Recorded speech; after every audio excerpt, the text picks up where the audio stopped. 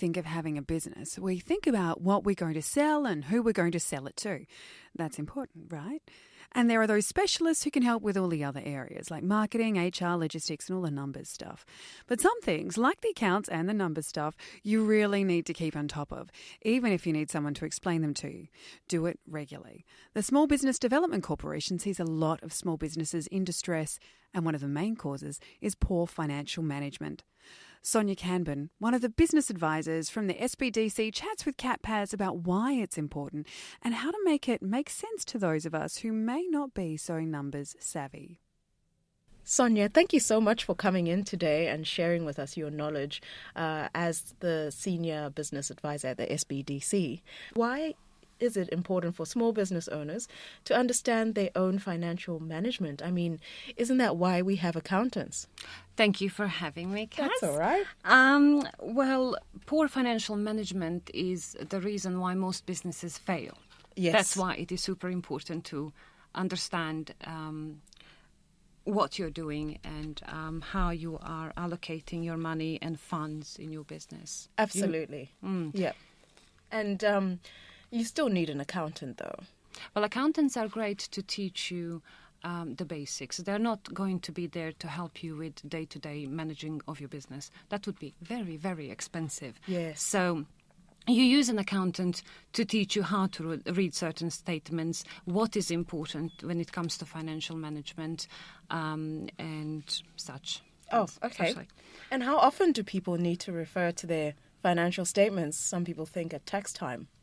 Oh, well, that might be very late.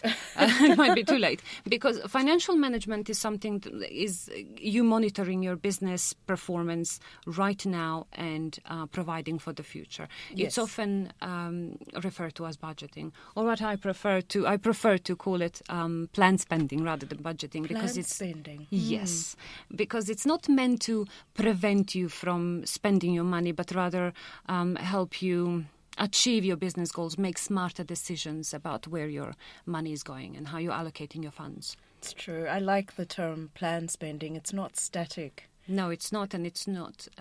I don't think it doesn't deprive you as much as budgeting does. Yes, absolutely. Like dieting. Oh, yeah. No, I don't think dieting and business works, you know. Dieting and budgeting are kind of similar concepts, yes, I think. Actually, they both have, yeah. That is so true. And benchmarks, we always hear people saying you've got to benchmark your business. So what are they? And are they useful for small business owners? Yes, they really are. Benchmarks are a tool. They help you compare your business to like the businesses that are like yours and in the same industry. Yes. So they are, what my colleague has a really good analogy. He says it's like driving along the way, along the road, and you're driving at 70, speed limit is 50. Yes. You get stopped and you need to explain why is it that you're driving 70 and 50, and you're very likely to be fined for that. Yes. So the tax office also uses benchmarks to initiate audits and ask you to explain why you are out and why you're not performing within these benchmarks. Those yes, benchmarks. And right. That information, is that publicly available? If businesses want to understand if they are within the so-called goalposts? Yes, yes. The ATO publishes benchmarks, so they have a lot of they're not very detailed, but they're still a good indicator of what your cost of goods sold are to be, are for your business, and wages, rent, and such larger expenses. At SBDC, we have more comprehensive benchmarks, so you can always come and visit and use them. They would be good for a business starting out and they're trying to understand what kind of outgoings they're going to have, if they need employees, what kind of expenses they're looking at. Absolutely, yes. And it helps with changing options if you thought you needed a premises. Absolutely, absolutely. So you use benchmarks, you apply them to your turnover, sales, to see whether you are within those goalposts. Yes, within those. Yes, parameters, goalposts. Yes, I think what I've seen is when people hear benchmarks, they think it's a bad word because the ATO will contact you, like you said. They will. If you operate outside of them, they will ask you. They're very likely to ask you They've why got those and explain. please explain questions. Yes. Yeah. But if you do have good records and if you have reasoning behind you are out, you explain to them. No need to be scared. I guess that's just the God, way no. it is. Yes. Because in Australia, we are self-assessed, as in you kind of lodge your own figures. Yes. And then it's up to, they have the right to then say, well, prove it. Why are you different to all these other businesses? Yeah. Fair enough. Tax is a necessary evil. We always hear that. Yes. We also hear that there's two certain things in life, death and taxes. But how do you make it less painful for small business owners? Well, the important thing is to know when your due dates are, to prepare your returns, business activity statements by the due dates, so that you know to budget or to plan your spending when it comes to tax.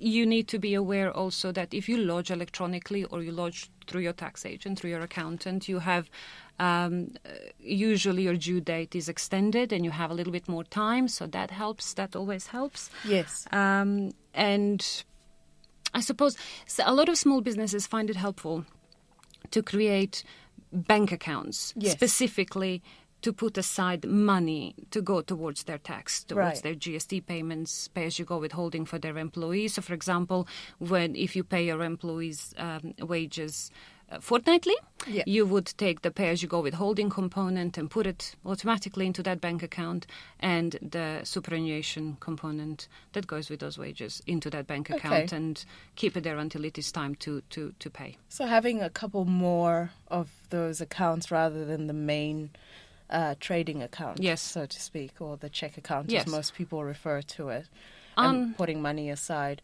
And is there a recommendation as to how much? Most people don't know how much. I've said, just get the habit started. Get in the habit of putting money aside. That very much depends on how much money you will be earning, and estimating your tax for the end of the year, and estimating your GST for the quarter, and then kind of using that as a benchmark of how much you should be putting in every so often. Yep, absolutely.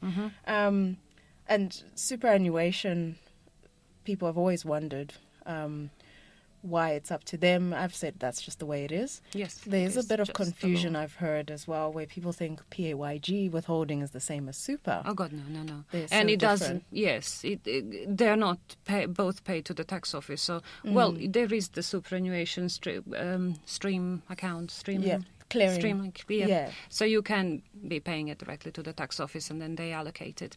But no, it's not. It's a different obligation. So pay-as-you-go withholding is the tax that you earn, that tax on your wages, and superannuation is on top of your wages. Yep. And it goes towards your retirement. Hopefully. I've heard that misconception from new businesses.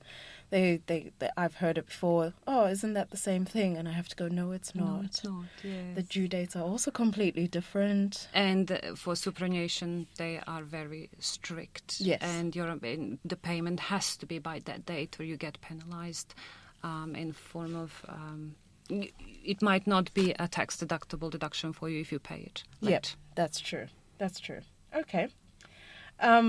And we hear lots of small business owners complaining that they work all day at the business, then they have to work all night to do their books. Is there a better way?